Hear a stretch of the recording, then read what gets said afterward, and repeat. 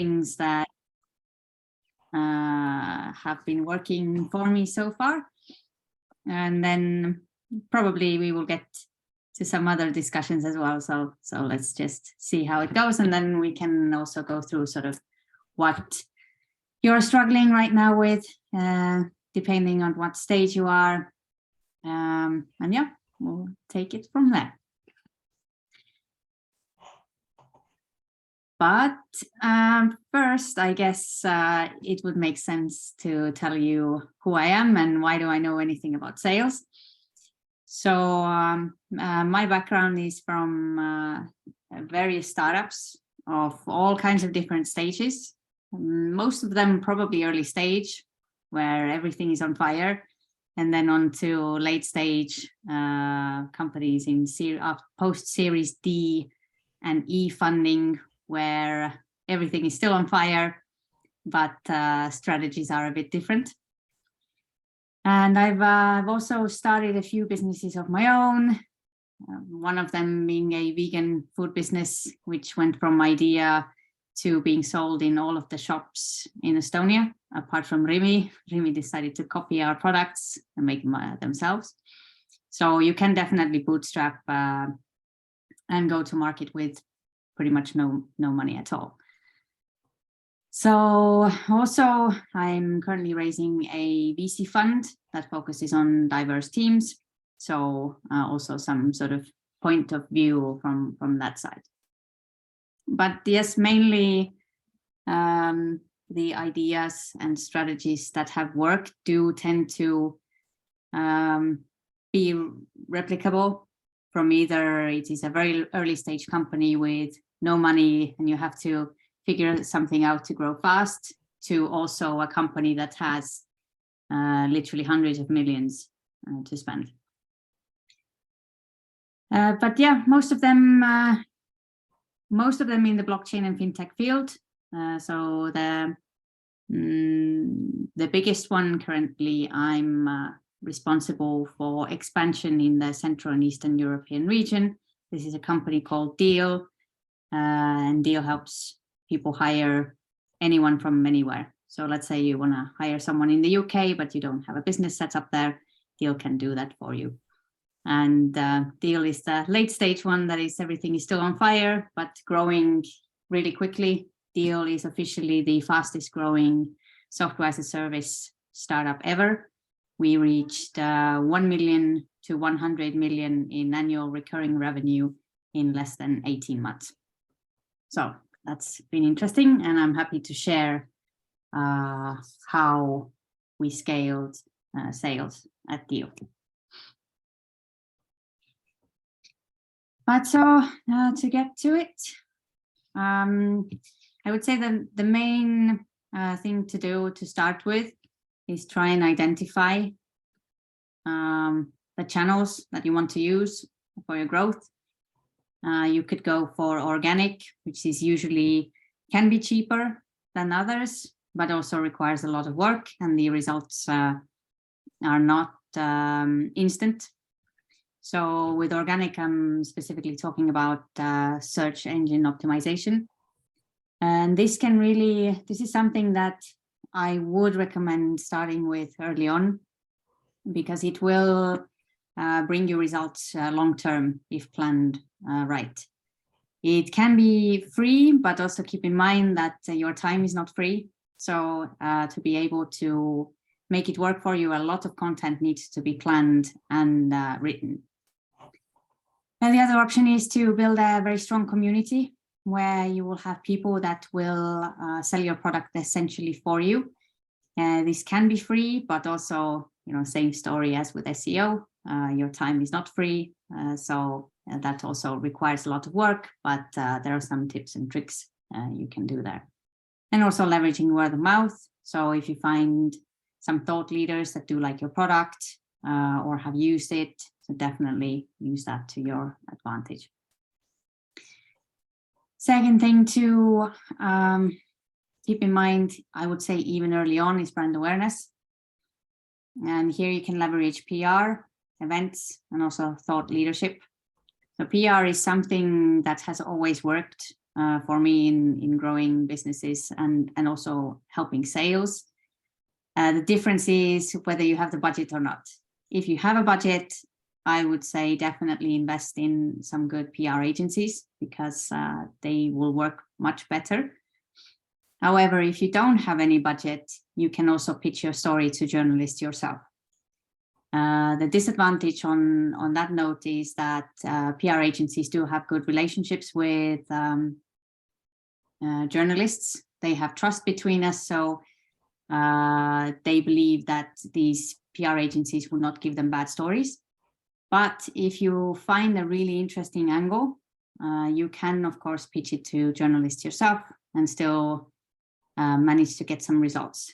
That can be free, but I'm going to repeat myself again that your time is not free. But it has worked for me in the past. I have managed to get stories into Forbes, just reaching out to journalists myself without any spend on PR agencies or something like that. And the third option is direct sales. So this starting with lead generation and cold outreach and automating as much as you possibly can. This can be done relatively cheaply. The cheapest option is that you just go on LinkedIn, find the people you find are relevant. If you're looking for partners or if you're looking to sell directly, come up with who's your target audience, and you can connect with up to 50 people a day on LinkedIn. If you don't have any money for automation tools, then you can just do it manually by preparing the copy and reaching out directly. Now, automation will make many things infinitely better. So if you can, and if you have some money to spend on software for automating this, I would recommend that. There are multiple different ones. Currently, I'm using a tool called Ample Market, where you can do basically the whole cycle for outreach. You can find the leads that you want. You can filter them really well. You can filter the companies by their industry, and you can find the leads by their job role. So you can go really, really granular, and then you can combine this outreach. What I would recommend is combining LinkedIn and email. So sending out LinkedIn connections as well as messaging, and then follow up with emails. So you can also combine it in the sense that on the first day, you send out a LinkedIn connection with a message of introducing either yourself or your product or a problem you're solving for them. And then 2 days later, once they accept the connection, send a LinkedIn message and then follow up with emails. Then in the middle, you can also do something like LinkedIn profile view so that it seems you're always in the picture. But we can talk about that in more detail a bit later as well. So yeah, sorry. Was there a question in the chat? Because I'm looking at my screen, I don't actually see them. So Jana, if you could read it out.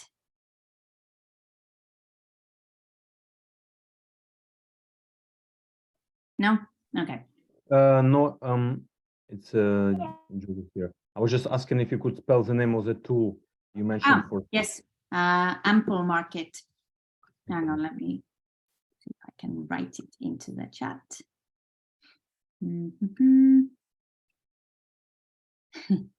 Zoom is incredible.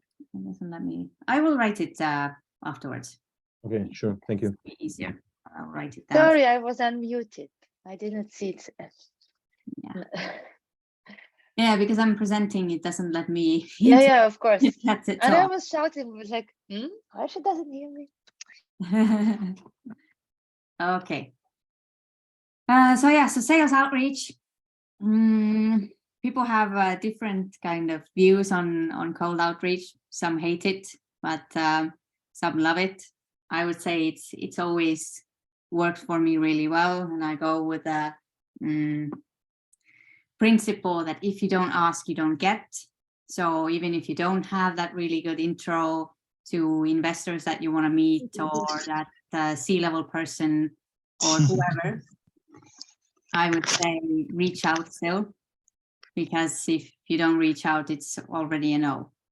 And don't be scared that someone will be angry at you for reaching out. I mean, if they don't respond, they don't respond. But if you don't ask, they will definitely not respond. So don't be scared to reach out to anyone. And, you know, the worst they could do is email or message you back to leave them alone, or just not respond to you. The best case scenario is that your dream investor does get back in touch with you, or that dream client says, yeah, let's speak. But here are a few things to do to make it more successful. So when you're testing out your copy and your email subjects, I would say maybe don't choose the best prospects and the best investors to begin with. You can look at the leads or investors or whoever the outreach is going to at that moment, and maybe break it down to different tiers. So you start with the lowest tier, where you're not that concerned if they never get back to you because your email subject is bad or your copy isn't great. Because you will start by testing, you will start seeing which ones you get responses to. And it usually, once you find the key subject line for your emails or messages, that does seem to work for quite a while. You can also build different segments. So let's say if it is a potential client in a specific industry, always make it relevant to them. So, I mean, cold outreach really sucks when you get those emails that are very generic and you see that it's mass outreach. But if you can make it relevant for the person, and if they need the product, they are quite happy to talk. Versus sending out one template to, I don't know, a list of 1,000 people, probably not so relevant. So also make sure that you are reaching out to the right people. So let's say you're offering a tool for software developers. It doesn't make sense to send the sales copy to a salesperson, because they will not know what you're talking about, nor will they have the decision-making power to do anything about your offering. So if you're specifically building a tool for software developers, it makes sense to get in touch with the likes of CTOs in the company.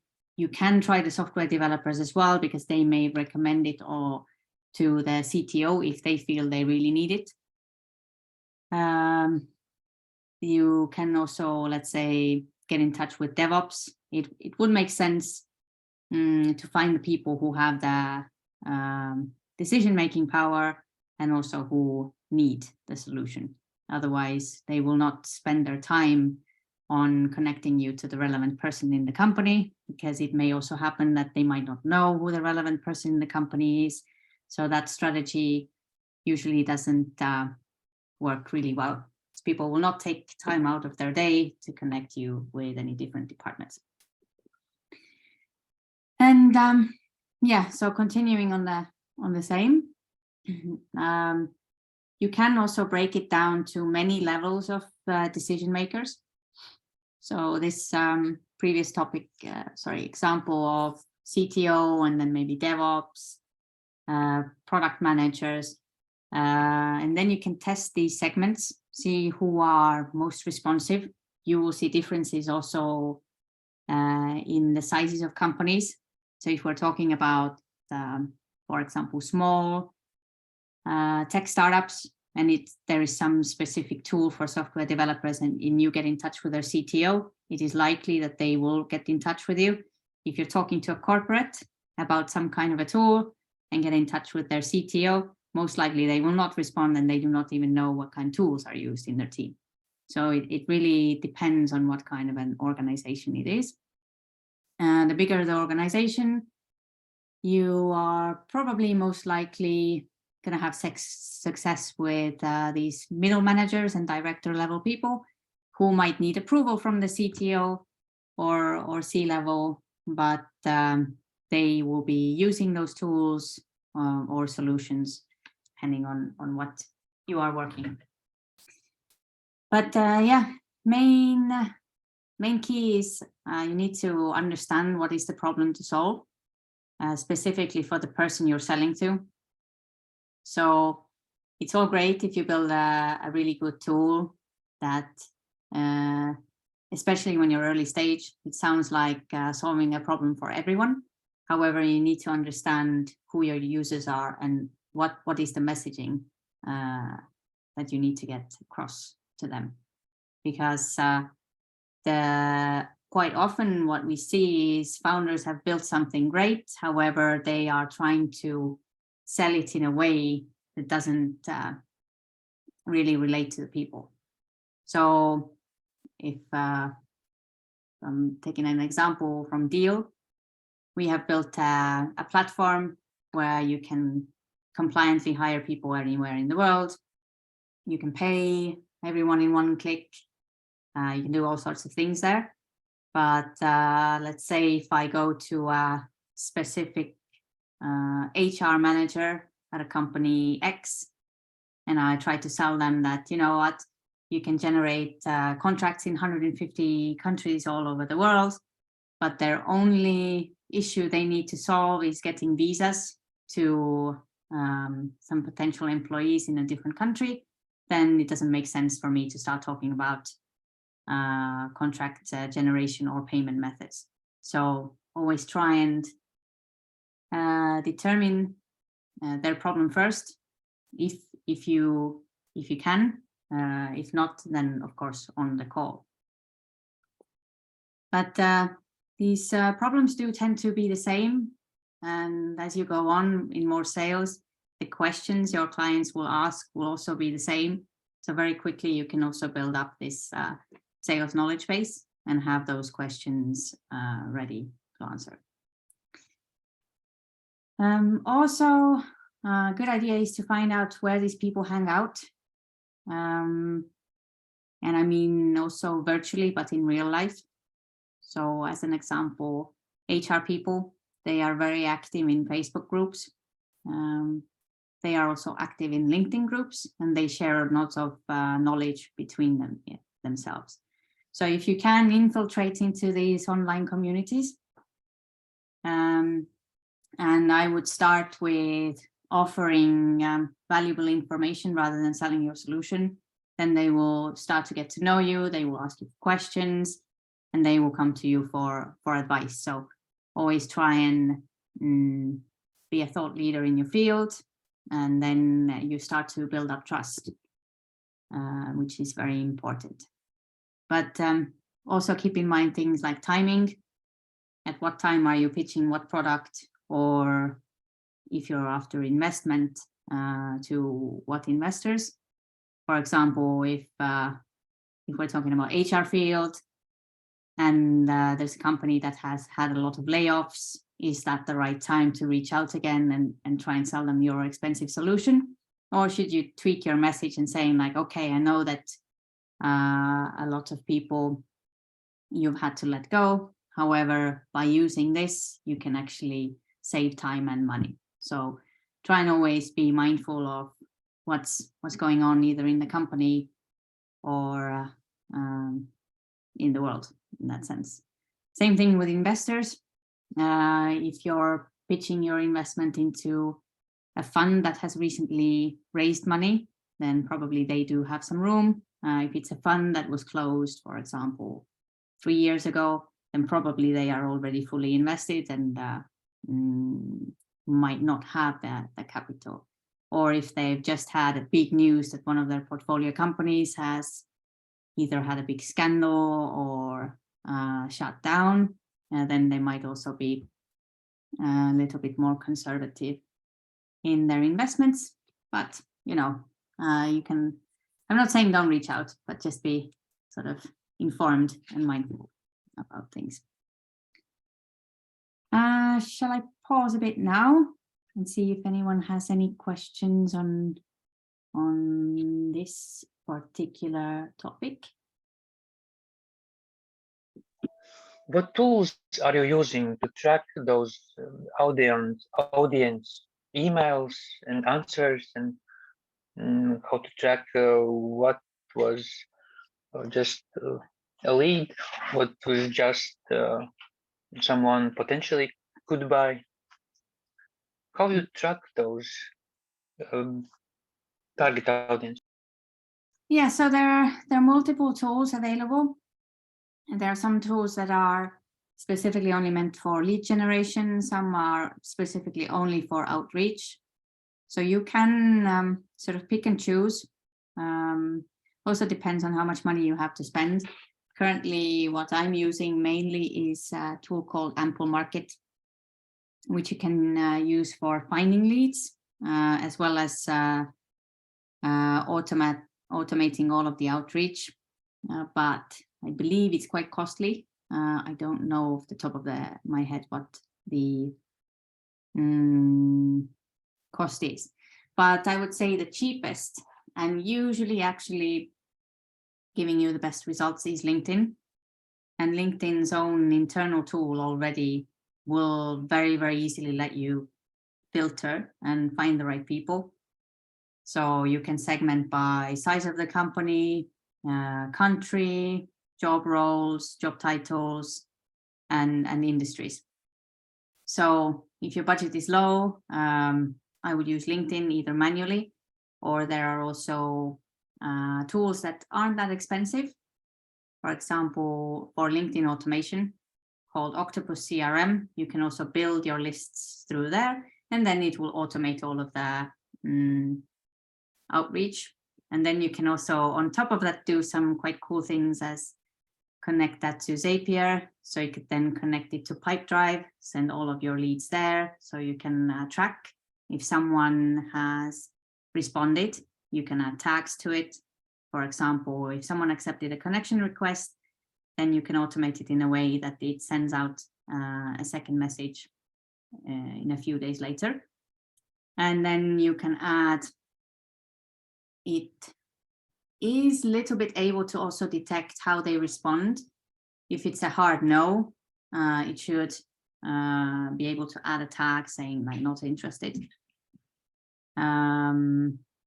But yeah, this can go a bit wrong because it's a machine trying to detect what the person is answering.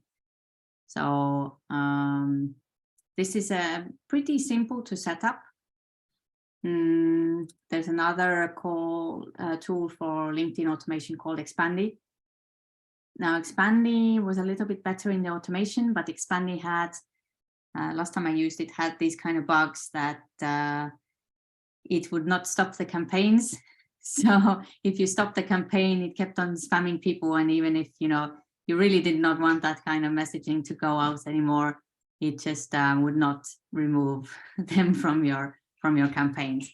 Perhaps they have now solved this issue. I'm not quite sure, but that was one of the issues that I had with it. And for email, there are many variable tools.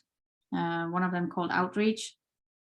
Outreach, I believe, also can find you the leads, but I like a combination of email together with LinkedIn, so you can combine what kind of messages you're sending where.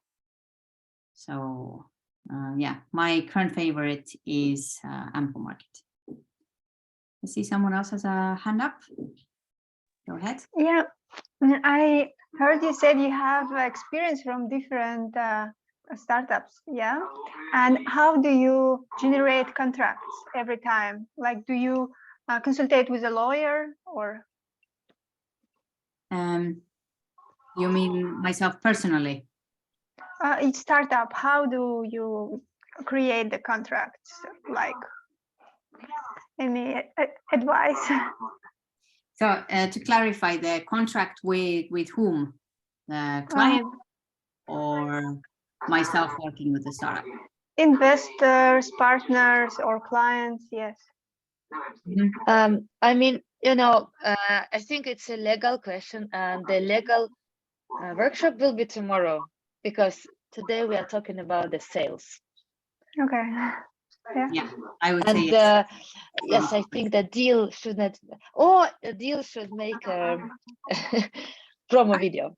Well, actually, with Deel, you can generate contracts if it's between a contractor and client. So that you could do through Deel.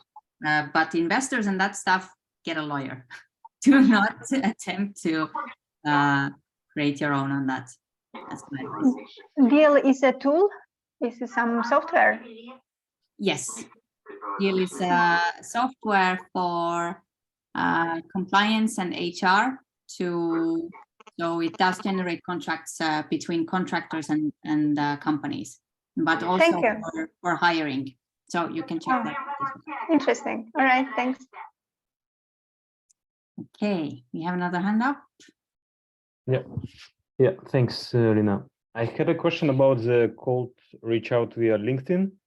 Mhm. When you first approach a person, you just kind of add a person and then you have only like 20 to 150 symbols to write a message. Do you have an example of a kind of killer message which works really well? Yes, actually, the most responses I do get are from the connection request, because you have to get to the point very quickly. And it's also a good way to test it, because it either works or doesn't. So the latest one with outreach for Deel, I think it went something like that. Hey, nice to meet you. My name's Liina from Deel, which is Deel helps you hire anyone, anywhere. If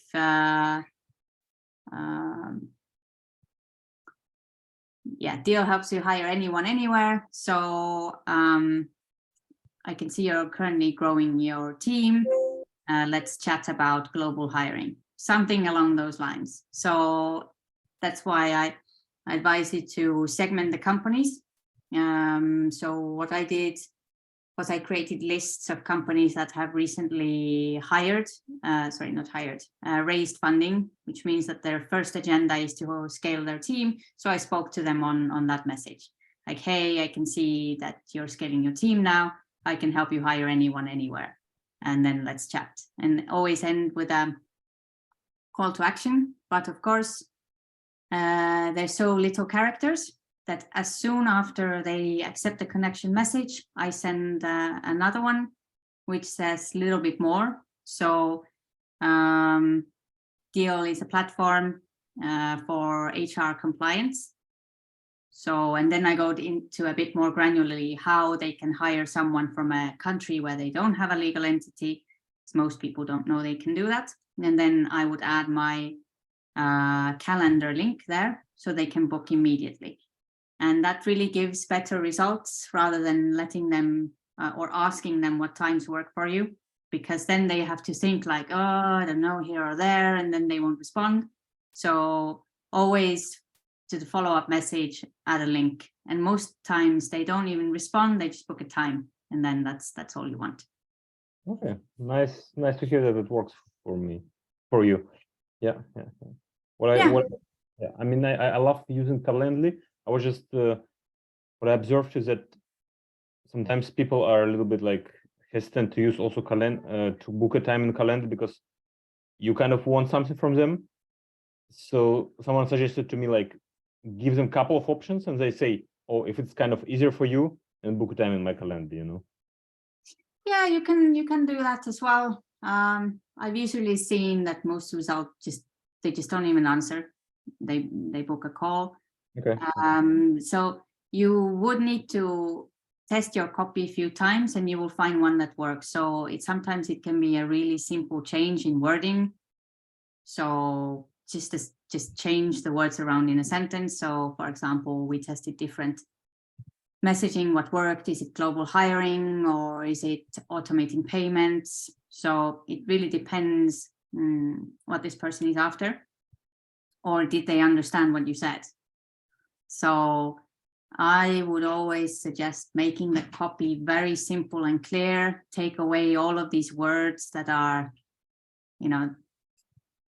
don't use difficult words because there's no point to confuse people. Just go straight to the point, and either they need the service or they don't. So you can't kind of hide your sales pitch. because at the end of the day, they will not buy if it's not relevant for them or they don't need it. Right. And you mentioned, so you sent quickly this follow-up message. Do you use any automation for that? Yes, currently Ample Market, but you can do the same thing with Octopus CRM or Expandy. So my system is that the connection request has a copy. Once they connect, immediately a follow-up message will be sent. And then I'd say 80% of their time, they just book a call through the link. If there's no action taken, 3 days later, there will be a follow-up. Then I would schedule an email. And then 3 days later, a LinkedIn profile visit. So that they see, oh, you know, this person's checking me out again. Maybe they go and check out your profile as well. And then I would send another email. And if nothing happens, I add a last step, which is an email 30 days after the last email. So you kind of leave them alone, but come back a month later saying like, hey, I know, you know, maybe it wasn't the right time or you weren't interested, but maybe, you know, maybe you want to try it now. And funnily enough, also, I would get more responses from that last email compared to the fifth email. So it's either they change their mind or sometimes they forget to respond to your outreach. And by the time that they are like, oh, someone emailed me about this thing I need, and then you've forgotten who emailed you. Yeah. So this email 30 days later can work. Now, of course, it's easier to test if you're sending out in big volumes and if you know your audience really well. But if you're a very niche product, then you have to like get a bit more creative. Otherwise, you'll run out of leads. Yeah. And I guess it probably also, indeed depends on the stage where you are. So for example, for us, we are still kind of discovering, the customer and the problem. So there, I guess, automation can be used, of course, much less, right? No, I'd say automation can still be useful. I would just say that segment it more, try different messaging on different people. And then if you are still on some sort of testing mode, then maybe switch your messaging to more asking for their advice and feedback. But of course, it has to be interesting enough for them to be able to want to give you any feedback, because that's also their time that is taken. Yep. I have also one question, if I may. Of course.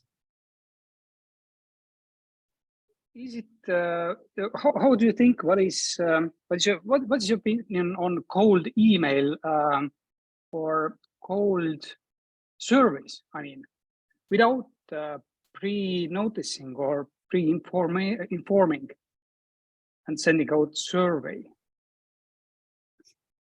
about the product, or you mean cold outreach without brand awareness? Is that what you mean? Exactly. Just I have idea. I have sort of MVP. I need the input, and I will send survey without No, I don't call them, and I don't inform, say, the supervisors that I'm going to send such kind of survey. Just cold survey. I send it out without pre-notice. I mean, you can always do that, but in this case, you will probably have less responses. If you want some kind of input from them, if it's a survey or you don't necessarily want to sell something just yet, I would maybe couple it with some content. So let's say you write a small ebook or some kind of do a webinar or something that is useful for these people you want to survey. And then you can share those in either LinkedIn groups, Facebook groups. You can send it out via email as well, saying like, hey, here's a piece of content you might find interesting. Would you also mind taking a short survey? And then you could either collect their emails via lease, or if you have those emails already. So to get people to do something for you for free, try and give them something if you can. Okay. Okay. Just brief notes via LinkedIn. That is a good idea. Yeah. And then asking permission and then sending by email. Yeah. So, I mean, you can just send out an email saying, hey, take this survey for me, please. Most likely they will not, but some will. But to get more answers, either try to do something funny or creative or share some kind of content that would be relevant and helpful for free. Okay, thanks. Okay, let's see, what's my next slide?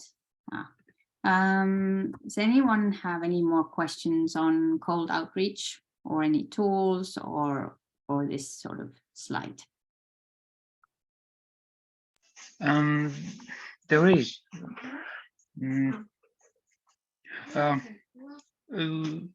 Let me ask this at the end of this session. I will define correctly. Mm-hmm. It will be better. Okay, no problem. Then I will move on. And anyway, if in the middle of it someone remembers something, then also feel free to ask. How are we on time? Okay, this is fine. So here's something that Liina, can I ask one more? Sorry. Yeah, go ahead. The question basically is how not to get blocked by LinkedIn, because once in a while I would get, I'm pretty active on LinkedIn, so once in a while I would get a message. It looks like you're using some automation tool, even I'm not. So kind of if they might actually block me. So how to word that? Well, it seems that recently LinkedIn has kind of stopped blocking people. It did happen before. I even got my account almost permanently blocked once. That was not fun, as it is my most favorite and most important channel.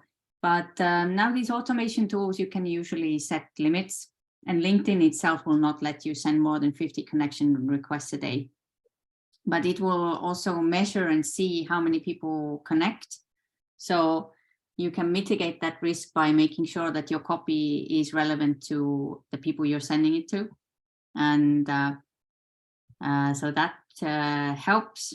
But yeah, usually don't do more than 50 a day. I'm pretty sure it doesn't let you anymore anyway.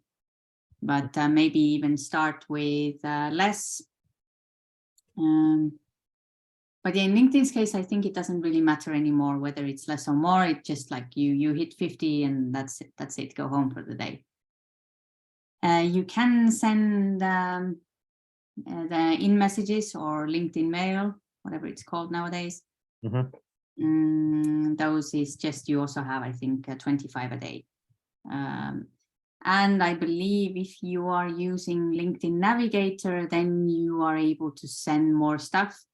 It's a pretty good tool itself, and because it's LinkedIn's own, they will not block you. Mm-hmm. And there you can actually find the leads pretty good way, but it doesn't automate in the same way that you just press a button. You have to be a bit more manual, but sometimes it's even good. Yeah. Okay.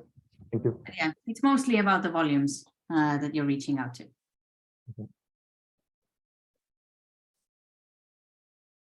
Okay, but let's talk about trust, because I mean, cold outreach is great. I use it all the time in every company I've worked at or work with. It does work, but it works a lot better when they already know who you are and what you do. Yeah, I will try fast. If you plan to visit potential customers, target audience at exhibition, you know that there will be that pool of emails that will probably attend there. There is an idea to ask them through video survey. So you open an email link.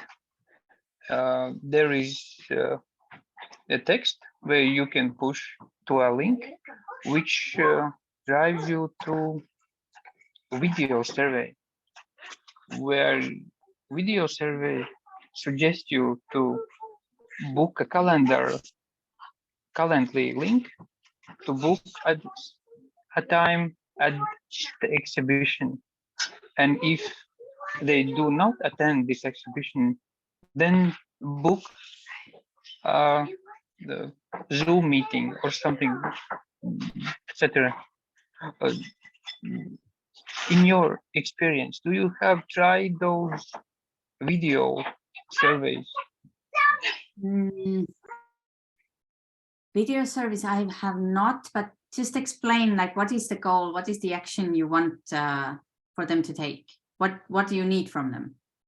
So to book a time slot at the exhibition for them, or if they do not go to this exhibition, then book a time slot for a video call, Zooming.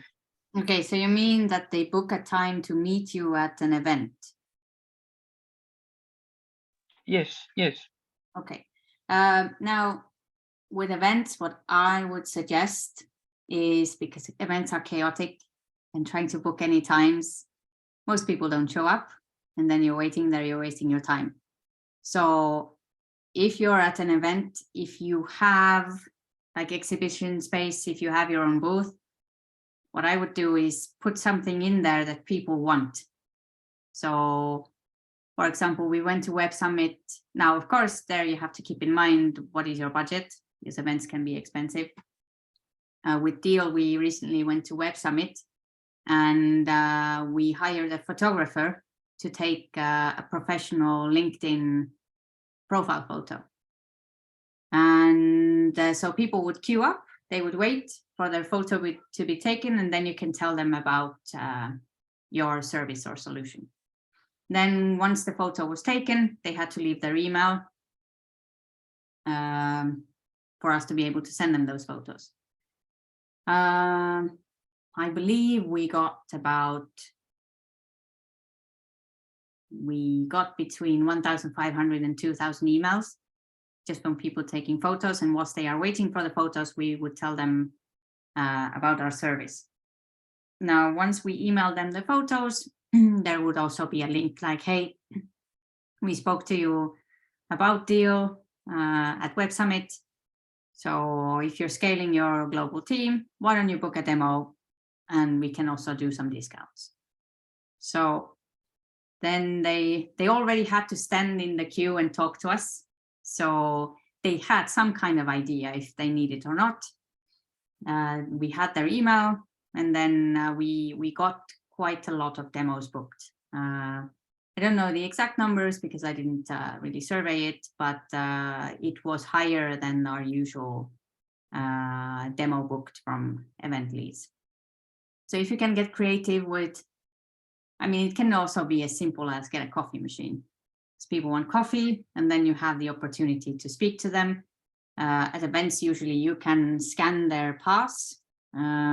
Depending on the event, they will give you access to their email after, and then you can send out outreach campaigns, sort of with the messaging of, hey, we met at Web Summit, this is what we do, let's book a demo. But of course, the disadvantage with the events is that everyone will be sending you the same email. So for weeks, if you've been to an event, you will be getting emails of, hey, it was great meeting you at Web Summit, here's blah, blah, blah. And most of them you will ignore because they're not relevant, and people just get so many of them. But yeah, if you can do something weird and creative at an event, do that, because it's more likely that they will remember you. And if you can collect these emails on site, even better. Okay, but moving on. So if I'm talking about trust, basically, I'm thinking about trust and brand awareness. Because if you're new on the market, people don't know your company, they might be suspicious. And also, they don't know if the service is good. So there are a few things that you can do to win that trust. Because cold outreach on its own, without any other awareness on the market, is definitely harder. It can work, but it is best to have it together with things like PR, for example. So PR is something that I've always used in startups and also any kind of company. My first go-to is getting the press. And it does seem to work exceptionally well. Most likely probably in countries where there is freedom of press, where people trust press. Otherwise, there's not much point. But what it does is it adds credibility to you. Because on one hand, journalists do not want to ruin their own name by publishing something bad.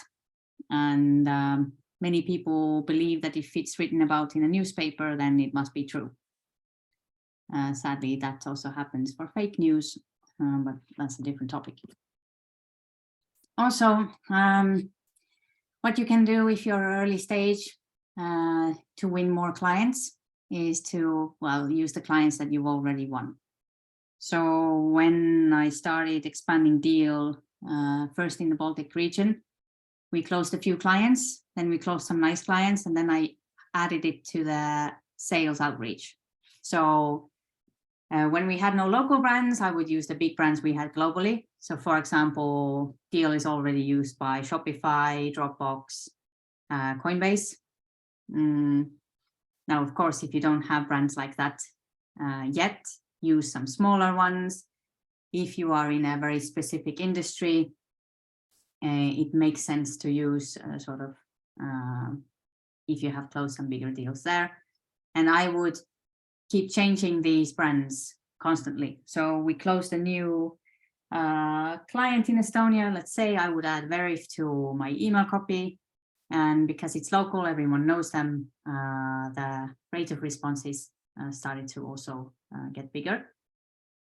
Now, if you have some clients that really like you and they have a strong brand as well, you can reach out to them and ask them if they would be willing to give you a recommendation, if they're willing to talk to some new prospects, or even do a collaboration in PR or in ads. So for example, we have done PR together with Verif. So they told journalists how they scaled their team from 300 to 500 in less than 6 months using Deel. We also used some other local unicorns. We created Facebook ads. We took the picture of their head of people or whoever was giving the comment. We added their copy into the Facebook ad and saying like, Verif recommends Deel because XYZ. And these did also work really well. They didn't work so much for lead generation ads, so people didn't click on them and book a demo. However, we did see an uplift in organic. So as soon as we got those ads up, people started either typing in deel.com, going straight to our website, or they also responded better for sales outreach because they had seen those quotes. And so there was increased level of trust that if Verif is using our service, then it must be good. And another thing, so this kind of can go hand in hand with PR as well. So thought leadership, either turn yourself or someone in your team that's good at public speaking, turn them into a thought leader in your area. So for example, in our case, I speak a lot about remote work, salaries in different regions, what kind of talent we are lacking. You can write opinion pieces, have them published in PR, or go and pitch yourself to events to speak on those topics. And the main key here is that you don't get on the stage and start selling your product. You're talking about the problem and then wear the t-shirt. with your logo on it. So usually if people like what you're saying, they will come and ask questions, and they will also feel trust towards your brand. So try and give them something valuable, and then they will become curious about your brand. Or if they do start needing the service, they will trust you because they've liked what you said. And what else? Reviews and ratings. So you could leverage something like Trustpilot. People do still like these kinds of things for whatever reason. So if you can link these reviews and ratings to your support. If someone's had a good experience, you could automate it and ask them to write a review on Trustpilot. And then you could display that on your website. So if someone is reviewing your service, they can go through, check that, they have really good ratings or whatever platform you're getting those ratings on.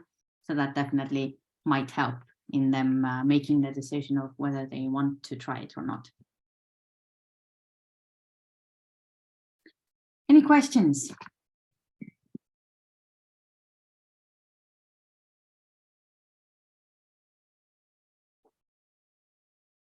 No? Okay, I will continue.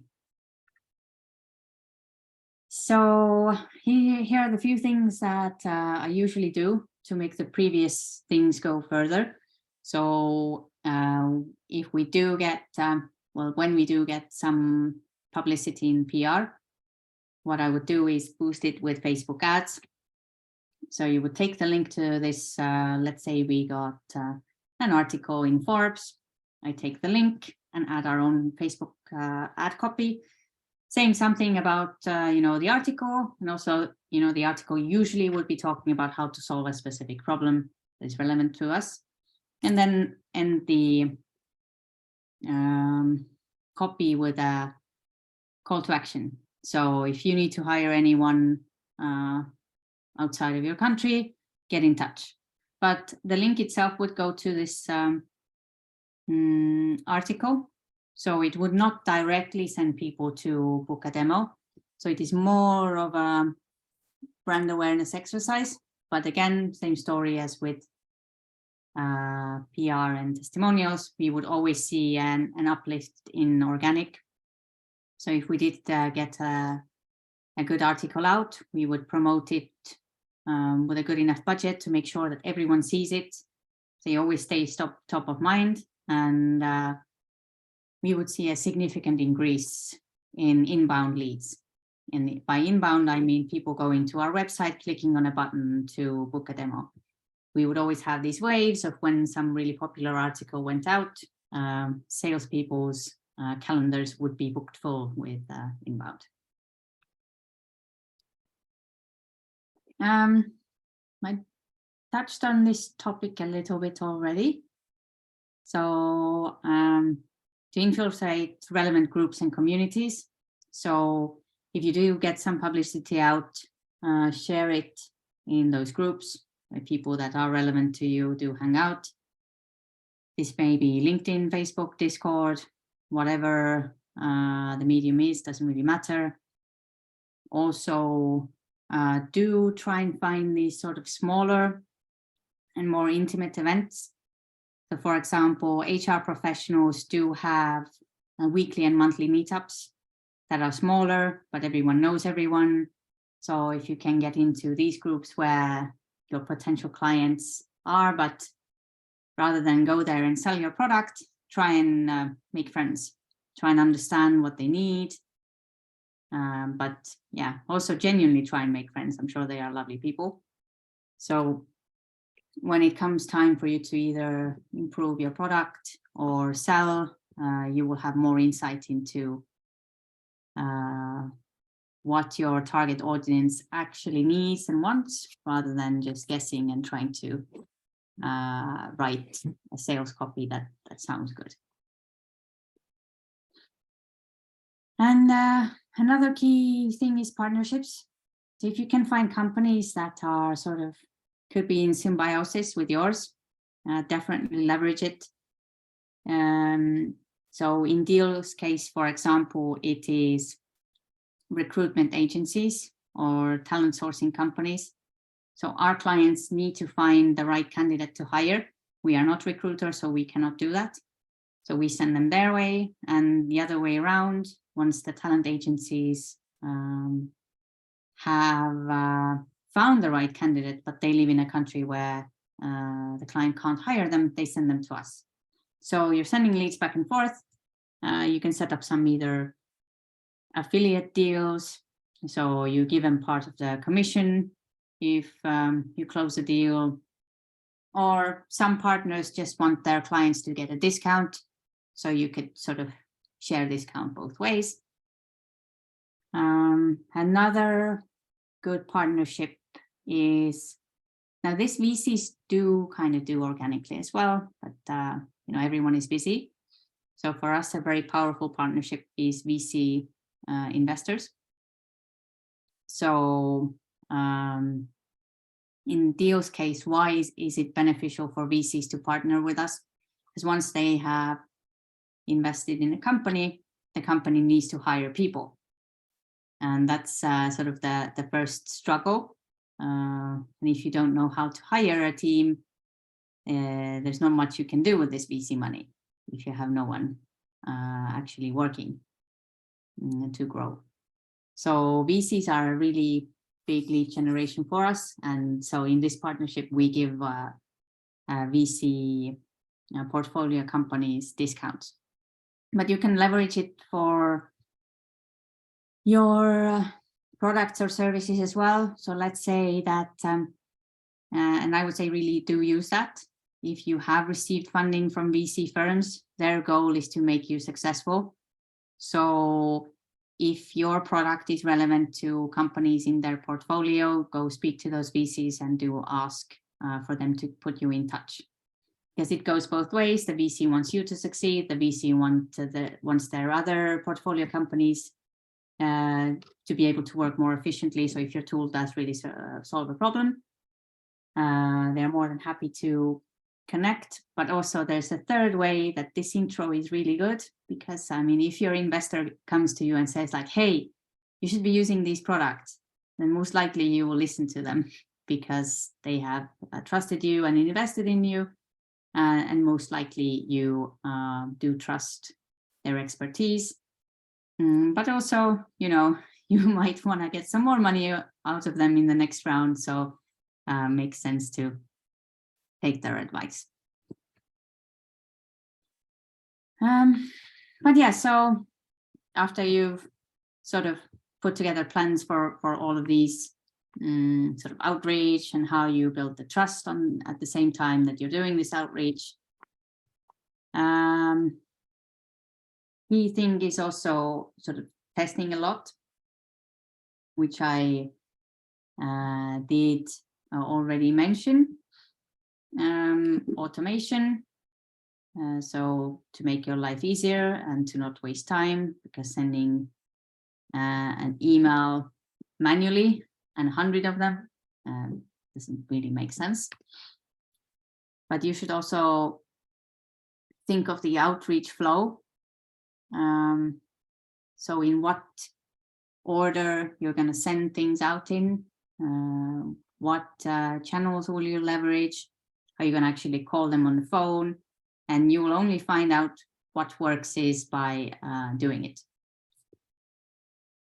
And then after it, how do you follow up once you've had these demo calls? So at Deel, we have, because we're most likely a more mature company now, but we have systems in place. So for outreach, we have a team of sales development reps who only solely focus on lead generation and booking those demos. So that's their day-to-day job. They get us, our account executives on calls with potential clients. Then we show them the demo and what happens next.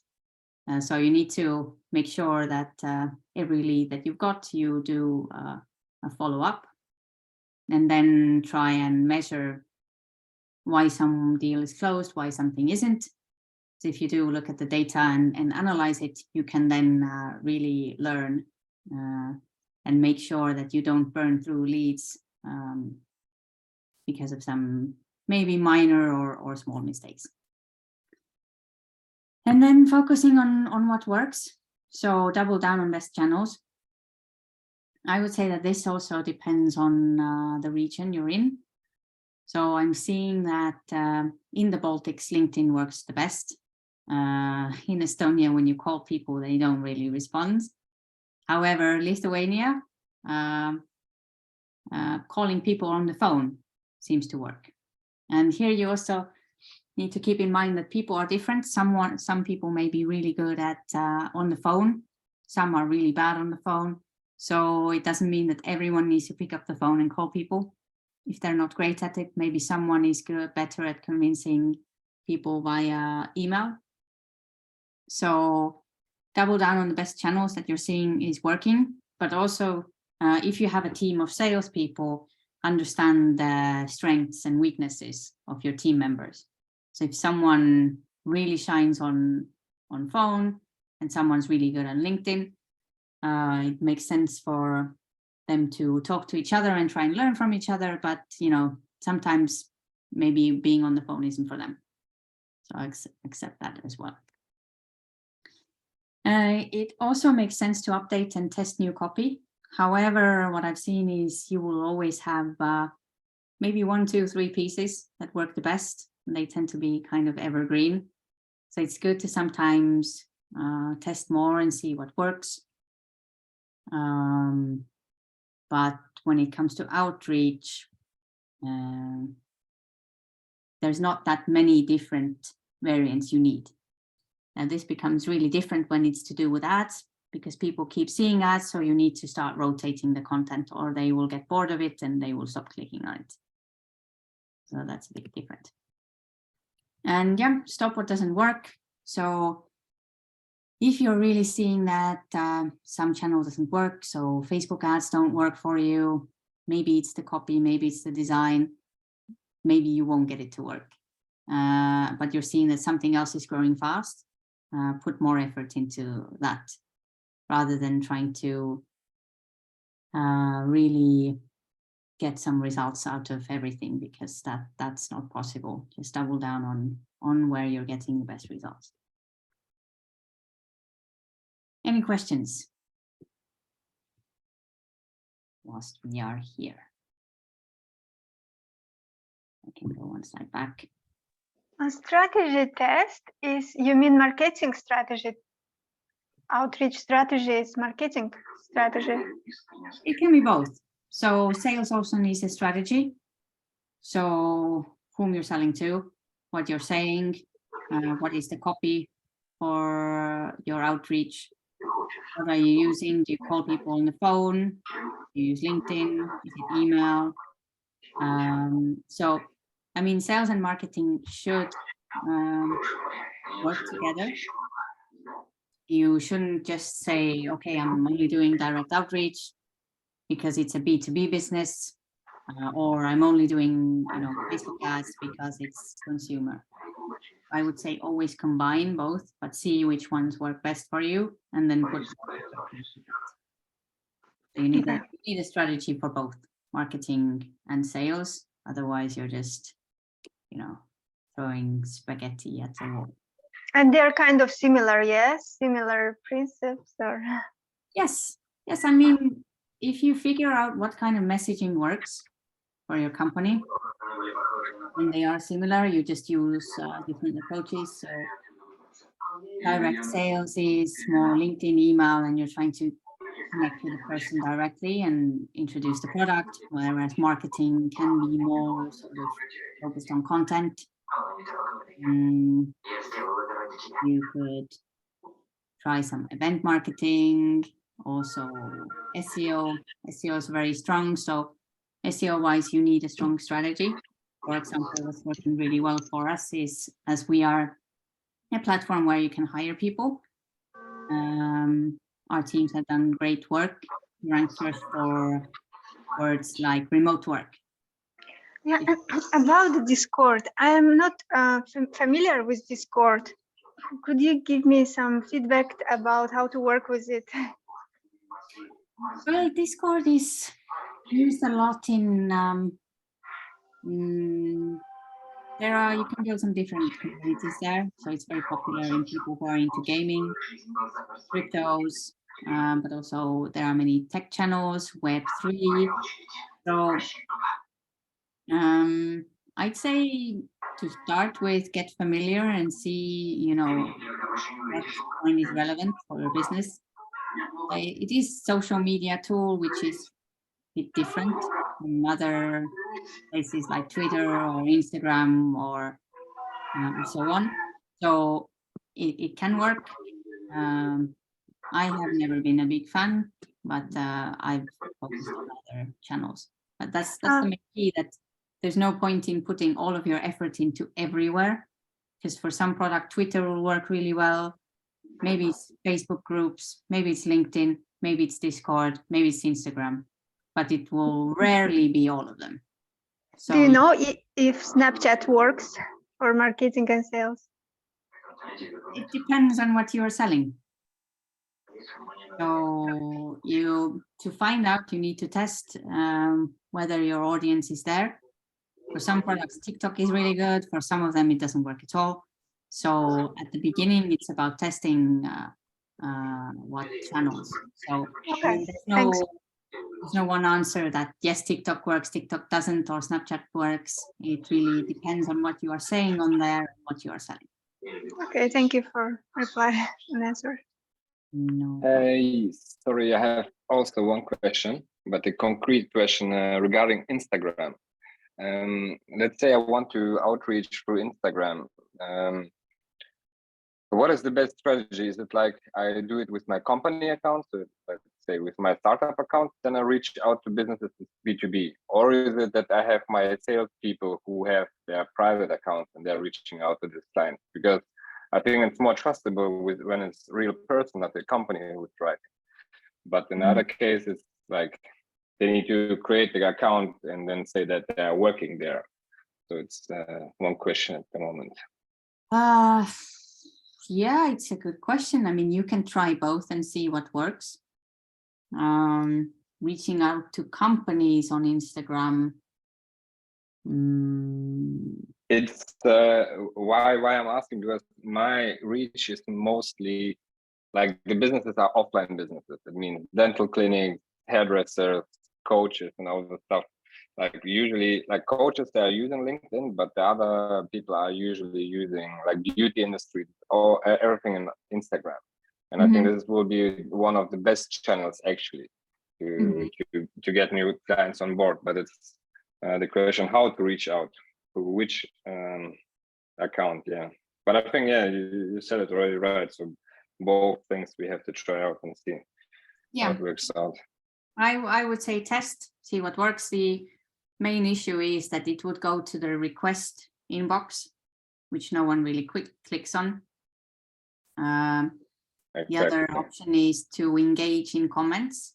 Then you would have to do it probably from a personal account. So if you engage in comments, follow someone, they follow you back, then you can message them into the sort of main inbox. Otherwise, it will go to requests, and possibility that they respond or see it, they are low because there's a volume of spam or some other horrible things that gets. Yes.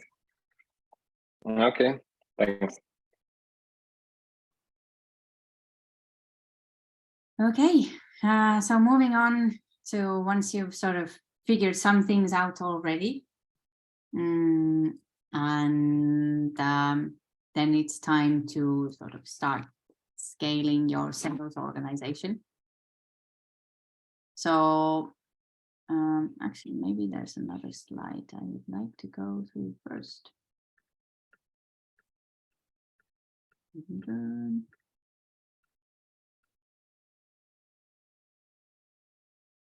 Okay, well, anyways, we can do this first as well. So I know I have some slides later on. I just forgot to reorganize them. So later on, we will go into localization, and then I can tell you why localization will make your life better and help you sell faster and cheaper.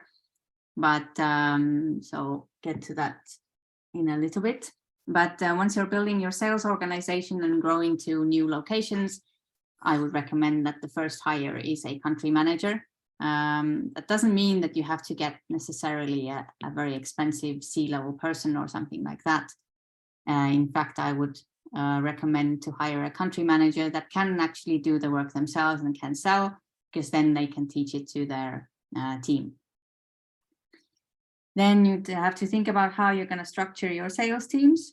Are you going to have it separately? So will you have sales representatives who work on lead generation and getting people either on a call or on a demo or booking meetings? Who will do those meetings? Is that a separate role? These roles can be combined in one. And the reason why many companies have them separately is that this lead generation takes a lot of time. So at Deel, for example, it's a full-time job for one sales representative to book 20 sales qualified opportunities a month.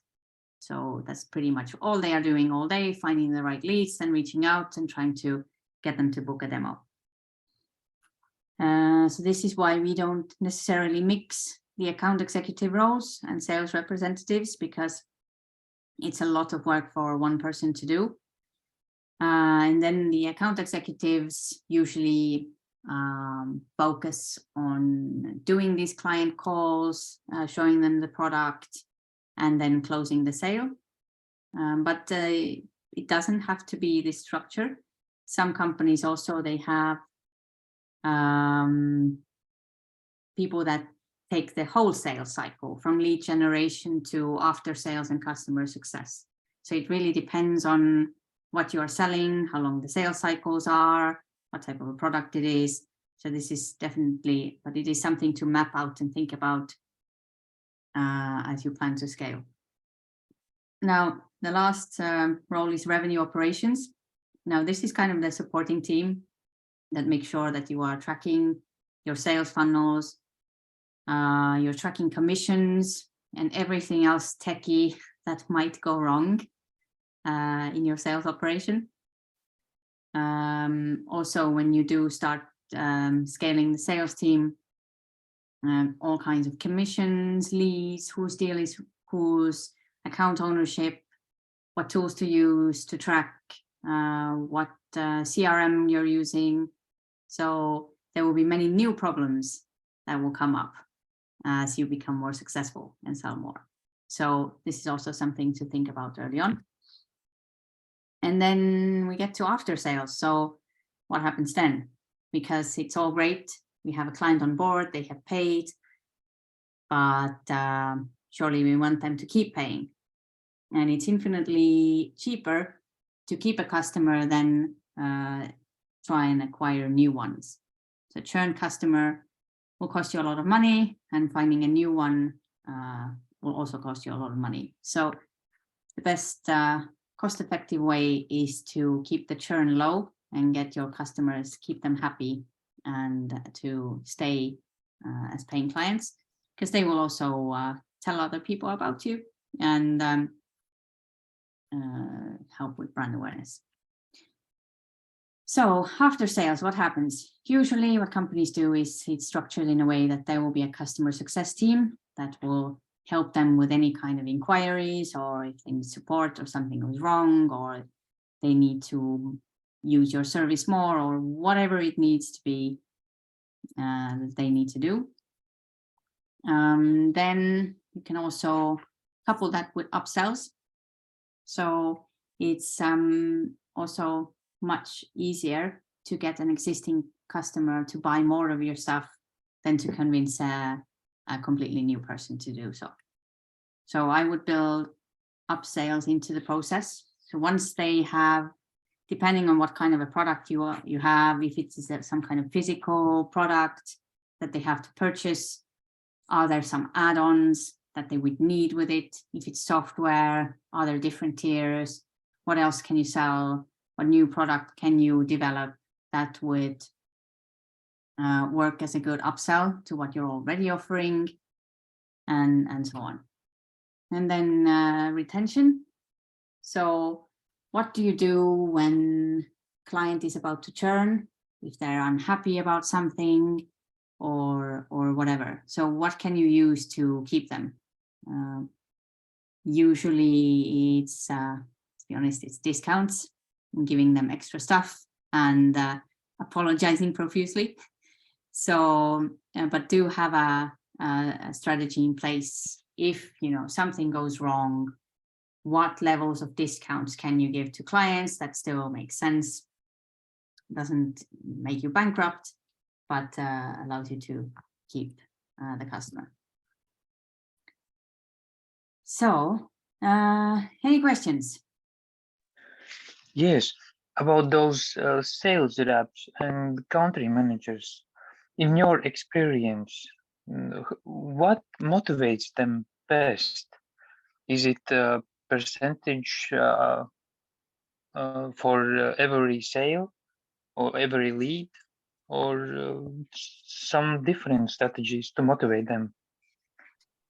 I would say in all sales roles, it's money. It's always money because it's a commission-based role. People expect it, and people who want to exceed in sales, they expect to make a lot of money. So it is always and only tied to commissions. So I would think about the commission scheme a lot. Usually it's done either on a 50-50 split. So you have a base salary and the rest, if you hit the 100% target, you get another 50% on top. Then I would really incentivize people who are overachieving, because the ones that are overachieving will always be overachieving. And the more you pay them, the more they will want to do. And then everyone else will also get motivated by that. So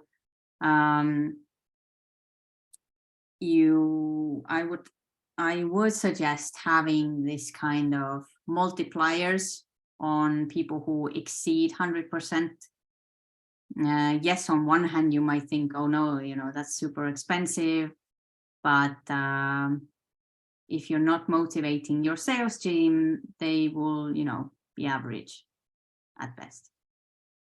Then another things to do is to have sales competitions. So to get some kind of like friendly competition within the team, have maybe some prizes, but prizes should be cool. I'm not a big fan of this useless tat myself, that you send someone an ugly statue if they were the best salesperson of the month. Maybe make it something relevant, maybe something that people do really like. It doesn't have to be hideously expensive. Just see, you know, what are your, you know, how much do you have to spend on this? But I don't know, cinema tickets, take someone out for dinner, whatever, something nice, or organize a team event once the team has reached targets. So yeah, be appreciative of the high achievers, but also the rest of the team. And then what I would do is get the highest performing people to coach others, because there is something they are doing right, and they can help the others overachieve as well. Thank you. Okay, so we have about 30 minutes left, so let's go through this quickly. So community, you could leverage things like build up an affiliate program. So this can be great. It might not work with every product. It's really also something to test. This does seem to work better with consumer products, so that your own consumers are either recommending them to others and they can earn some bonus on it, or you could have professional affiliate program for people who make money through affiliate programs. If you want to go that route, you have to plan a bit more, find these professional affiliate marketing platforms or affiliate marketers, but also set out some guide rules so they don't start mis-selling your product just for the sake of making commissions. Now, partner communities. This is something I briefly mentioned before. So if you can find some other businesses that are not your competitors, but where there's synergies, also team up with the likes of government. So let's say e-residency, work in Estonia. If these government arms are relevant for you and your clients, usually they will not want any money for it. And they are very eager to do events together. And this way you also build trust. If you can put a government's logo on your website as a partner. And with partners as well, what you can do is cross-brand marketing, partner announcements, and you will both win in increased brand reach. So let's say, as an example, Deel recently partnered with WeWork and Airbnb. We sent out press releases all around the world. We got featured in the news.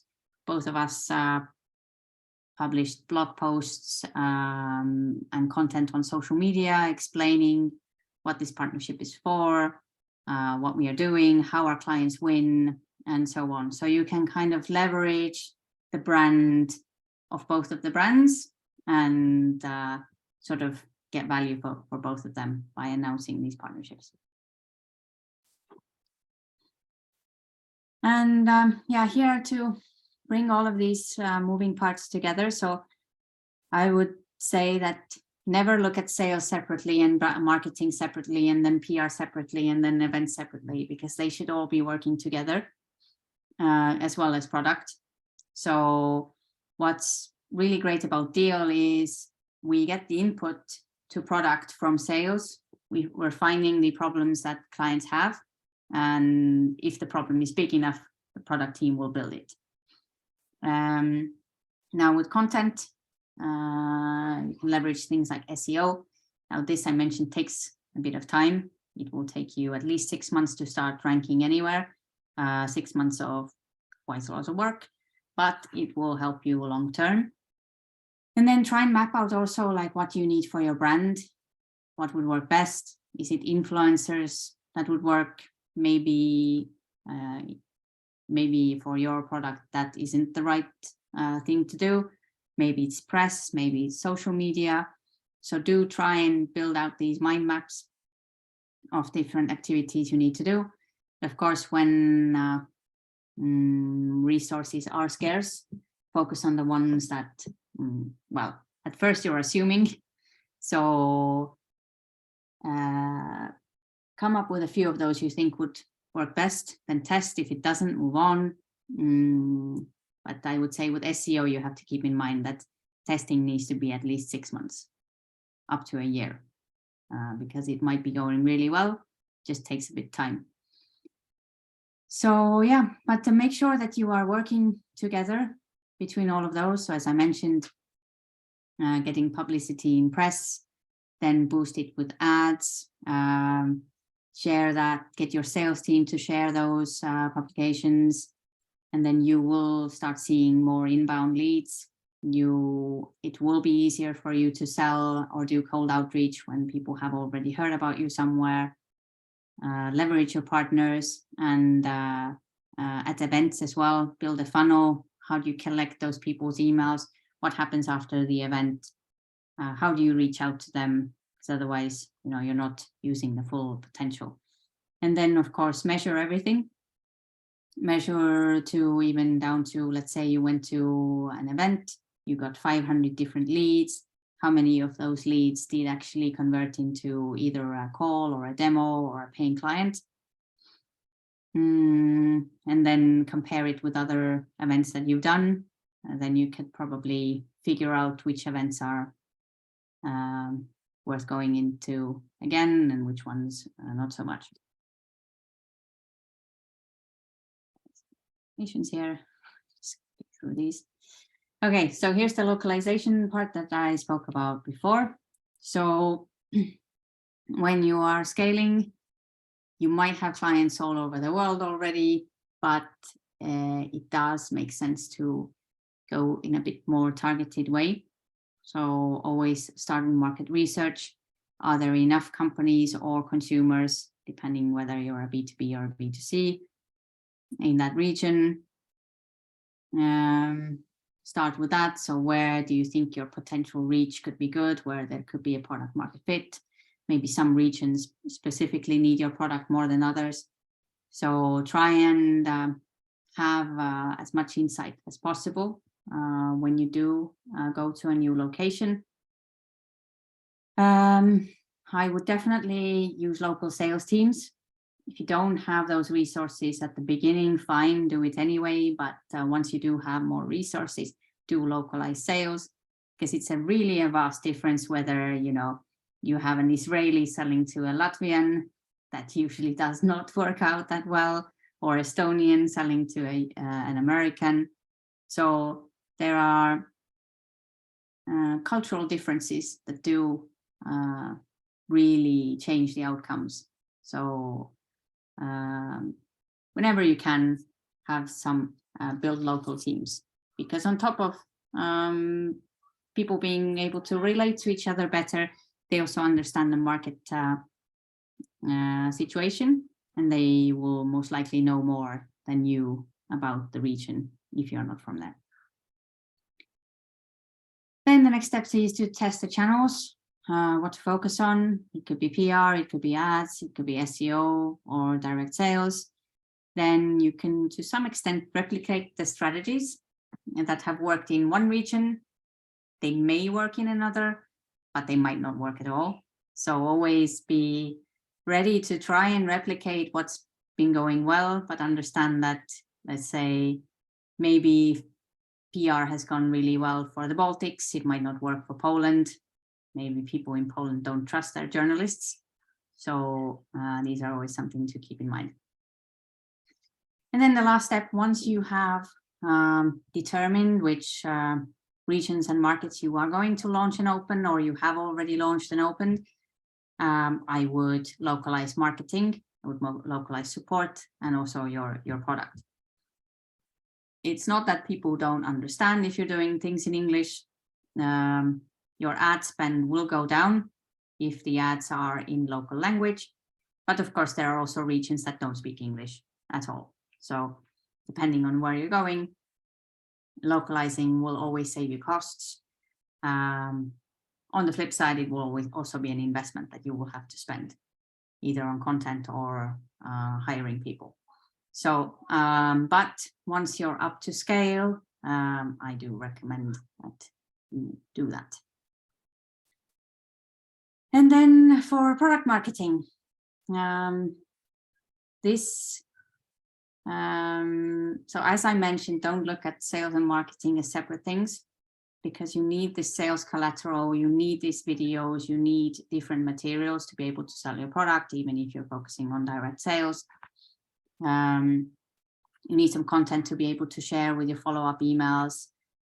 And but the best way to get something to go viral is if you can build growth into the product, whether it be something that, let's say, one client brings another client and they bring another client. So for something to go viral, you only need one person to recommend another one. So if you figure that out, probably going to do great.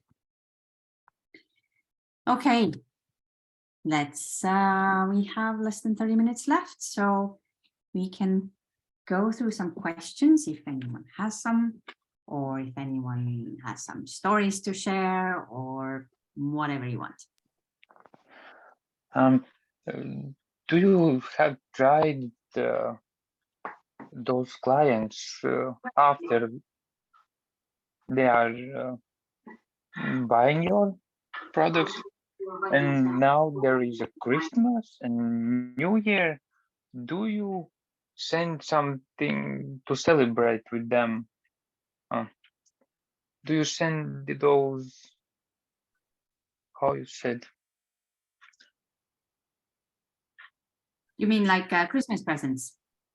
Not Christmas present, but just to say that Happy New Year, or we know that you are birthday this week.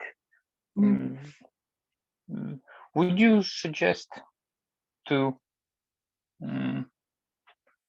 spam them with such a reason? Yes, absolutely. So even with existing clients, maybe there's some upsells that you can do. If there's another product or you have some kind of add-on, I would definitely send some offers with discounts. So let's say like, hey, I have a Christmas offer, hire one person, I will give it 50% off. But also corporate gifts to strategic clients.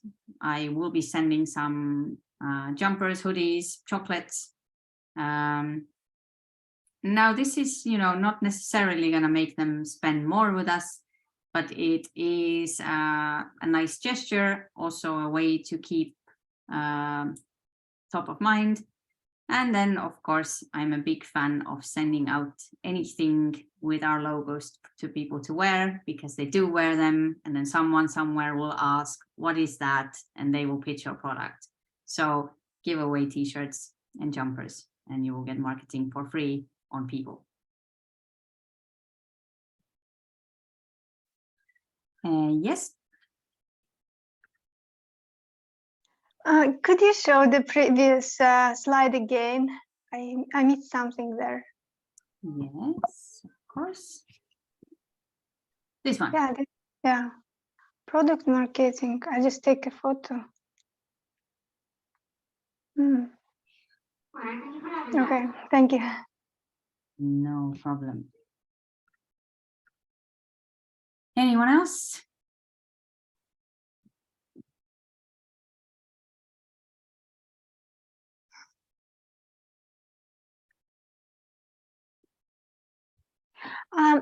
Yeah, one more question. How to clarify responsibilities and roles of like sales representative, country manager, and executive sales person? Yeah. How to know exactly like. I mean, at the end of the day, it is up to you. But I would say, think of the complexity of the product.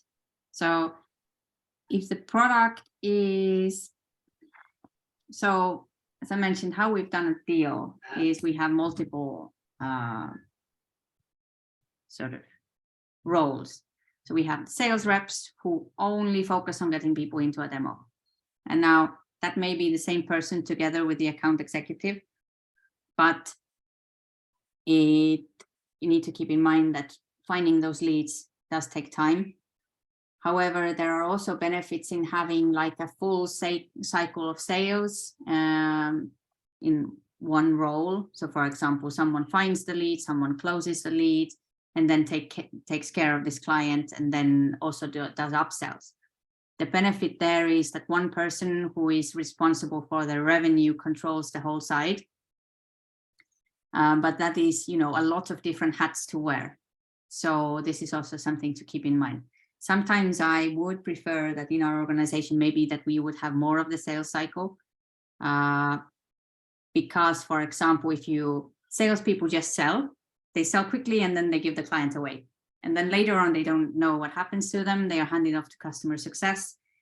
Some people maybe churn because something went wrong in customer success, so they don't really have any control, even though they are incentivized on revenue. So either then you break it down to once the client is handed over to customer success start being responsible for the revenue, so that we incentivize them to keep the clients. So yeah. In most organizations, I have seen that sort of the sales outreach is one specific role. This is usually a more junior role because it doesn't require that many skills. So what we do usually is we promote people when they're really good at being a sales rep. We promote them to account executives because they already know the product, they know the company, they've proved themselves by exceeding targets, and then they move to another role. So these are sort of one ways to segment it. And then of course you have if you're going to have customer success and support, usually is separate. So they should be incentivized in some other ways. Support most likely in how happy the client is with the service they got. And one more question: how to find the right person? How to know that this person is right person for this role? Yeah, I mean, that is tricky. I would say you have to think about cultural fit, how well they will fit into the rest of the team, what's their previous experience. What is usually most important to me is their mindset and their work ethic, because the skills we can teach, but mindset, usually people already have that. So you have to think whether they fit well into the team. Do they have the right personal qualities? If they don't necessarily have enough experience in a certain role, but you feel that their personality and their motivation and the ambitions are there, then that might not even be a problem. In fact, I have seen problems usually the other way around, that you hire someone that has like years and years of experience and you assume them to, you know, join and be great from day one, but then turns out that they are too senior and move at a completely different pace and not a fit culturally. So yeah, there's a lot of things to think about when trying to hire the right person. Of course, no one wants to hire the wrong person, but not everyone is a good fit. To mitigate that, always have a probation period, and try and map out what kind of people you are looking for. I would say the culture fit is most likely the most important. Okay, thank you. Sure thing.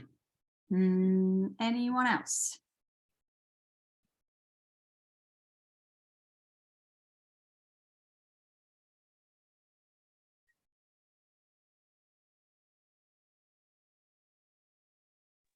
Yeah, maybe I can go again with the question.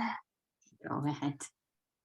What do you think about this, how to say it, like when the salary is not fixed, but it's like in network marketing, like how it works in marketing manager when they get a salary based on their success? Marketing manager, I haven't often seen marketing managers on commission, because marketing is sort of a more long game. Sales is usually always on commission, either some kind of a split on a base salary and the cut of the sales, but it's always up to you to negotiate. But usually people they're used to some kind of ways of working, that, you know, a marketing manager salary is this, whereas sales is usually a mixed version. Now, I have seen people try and get people on these very weird solutions as well, like putting designers on commission, that, you know, if you make a great animation, the company will grow faster, so we will pay you as a percentage. That usually does not go down well. And also you have to think of, you know, what roles are what. But yeah, sales is almost always commission oriented. The rest of the team, I would say the best way to motivate them in offering something is equity or stock options, because the better the company does, the more results they bring, the company's valuation will most likely grow. Interesting. Okay, thanks. Thank you. What would be your suggestion so that those steps to create a lead couldn't be impulse buy, but this validate opinion, no, decision, validate decision from customer and not impulse buy? Can you like elaborate a bit more so I can understand? sorry, yes. So one situation when you have an e-commerce store and Facebook ad who brings to this e-commerce store with some kind of action, call to action. So customer clicks to Facebook ad, goes to the e-commerce site, see button buy, and click it and buy it, and that's it. The problem with that is if this purchase is some kind of impulse buy that customer buy because that moment he thinks that it's a great idea, but he did not put a thought in it. Just scrolling Facebook ad and tadangsh buy it. Okay, question to you is, why do you think an impulse buy is a bad thing? If you can make people purchase something as an impulse buy, then you have successfully made them do something that they ordinarily wouldn't. And now you have a client already. Yes, some may return the purchase, of course. But once they've purchased something already, the likelihood of that all of them return the product. If everyone returns it, then you probably have a bad product, first of all. Secondly, people sometimes even don't return products that they don't need. For example, clothes shopping. You might buy things online and they don't suit you, but you're too lazy to send them back. So, and also if you've got people on a purchase impulse buy, you can still sell to them again. You have their details. And if they purchased something from you already, a repeat customer is more likely and cheaper than getting a new one. So if you can find a way to get people to impulse buy, absolutely do that, and then build a sales funnel of trying to suggest products that they might, actually need. But then the question is what you are selling. If you're selling clothes, many of clothes are impulse buys because no one really needs 10 pair of shoes or dresses or hats. So yeah, I'm not against trying to sell to people on impulse buy.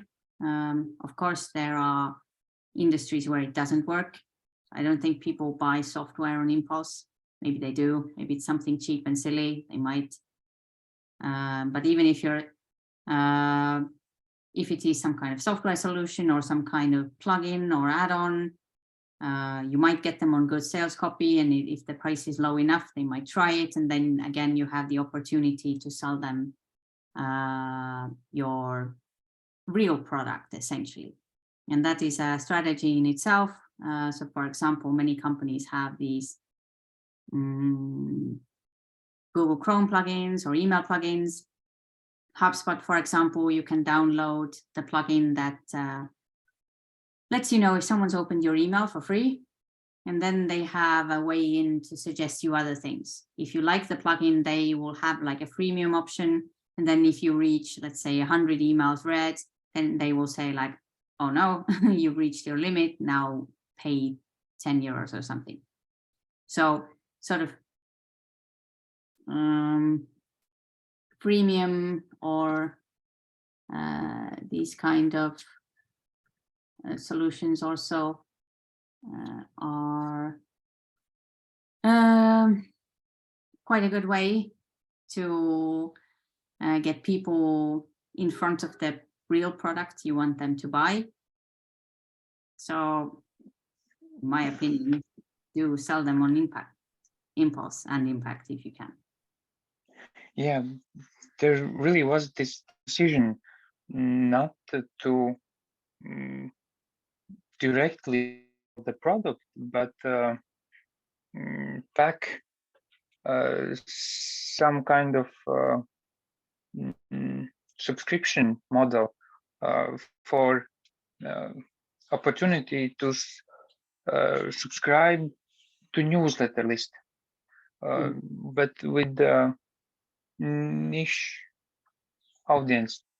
Oh, can't explain it fast. There is a lot of work to need to be done in order to pack this subscription solution. At the beginning, it's really tough decision. Sell directly the product where we need faster input from the customer, or offer this subscription to newsletter, which probably end up with more email lists, but first impact will be not about the product. Yeah, that's decision to make right now. What would be your suggestion? Spend time only sell directly for the product, or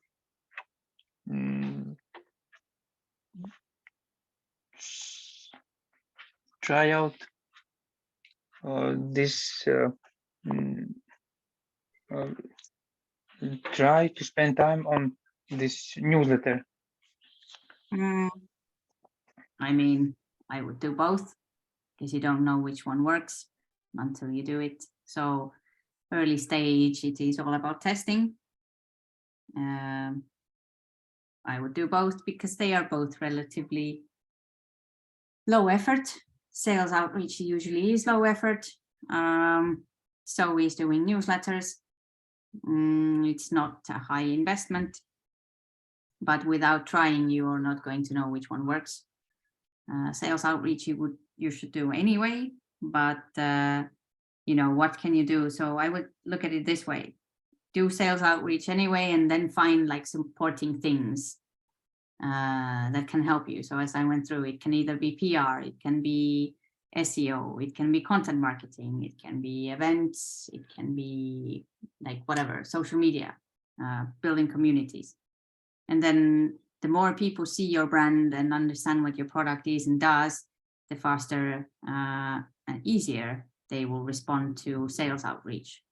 If they have never heard of you, if they don't understand what you do, they will most likely not respond to your sales email and they will not buy from you. So unless your copy is really, really good, then maybe they will. Or if your product is just revolutionary, thing that no one else is making and everyone needs, then of course it's a different story. But usually you need to combine these things. So I have never seen a company that's reached success only doing one thing. So you need to build multiple channels, multiple funnels, and these should work together rather than separately.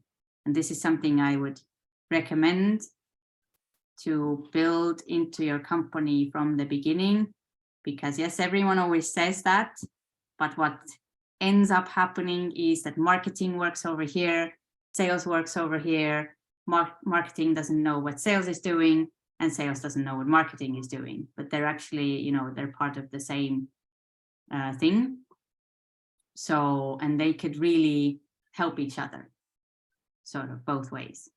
So yeah, that's a top tip. If someone figures out how to get marketing and sales to work together from day one, then I'm up for that webinar.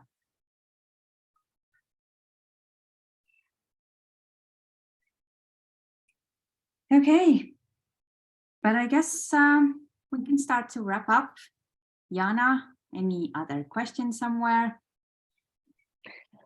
No, I don't see, but have you seen this question? It was for a while about average CAC, but and No, I don't. LTV. I will read it out. What's the average CAC and LTV for email marketing when it comes to recruitment companies? Sorry, when it comes to Recruitment companies. recruitment companies, I don't know. I'm not a recruitment company, but I guess it, you know, it really depends.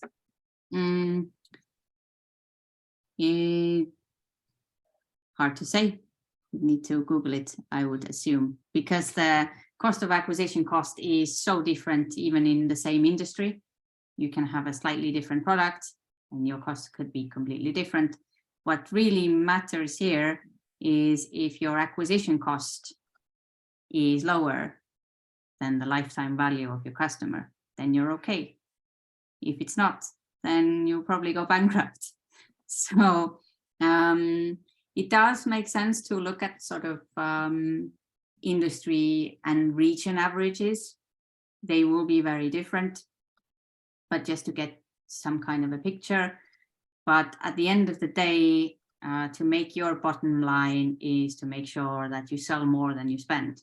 So I would say set yourself some kind of targets. So if one lead costs you 2,000 euros, that may sound really, really expensive. However, if the average lifetime value of your customer is 20,000, then it's fine. So it doesn't always make sense to compare with others in the same business, but you know, it helps to get some kind of idea. So yeah, you should do some internal planning, figure out what your fixed costs are, what your variable costs are, and then how much do you have to spend and how much do you expect to get back from a customer. Let's say if you have some kind of product price, will the customer stay a paying customer for 3 months, 1 year, 2 years? What's your churn? So calculate these things. And then if you can make more money than you spend on acquiring new customers, then you can grow more, then you can get more investment for more growth. So as long as you're not like very awfully negative, then there's room if you do find product market fit. And then you can start tweaking your pricing, you can start tweaking your costs, you can start optimizing the channels. You know, maybe your ad spend is too high, maybe you're focusing on the wrong ads, maybe you're focusing on wrong channels. So many variables. So basically my answer is I can't answer that question with that kind of information. What is tweaking costs or funnels? How is tweaking? Tweaking costs. So, I mean, with ads, you always have to be optimizing. So let's say you start a new ad campaign and the acquisition cost is, I don't know, 50 per lead. It might be too expensive. You might start a new ad where it's 50 cents. So you have to monitor and see which ones give you some results. Are they actually working? If it's not working, turn it off, try new copy, try new colors, try new things. When you're seeing that, you know, it's just setting your budget on fire. I understand. It's like testing the costs. Yeah, but also like what you can optimize in other areas, not just only marketing and sales. Maybe you find some new tools that you need that are cheaper than the ones that you have now. Maybe you want to focus on a region that is cheaper. Maybe you will hire people from a region that is cheaper. So anyways, lots of moving parts to think about.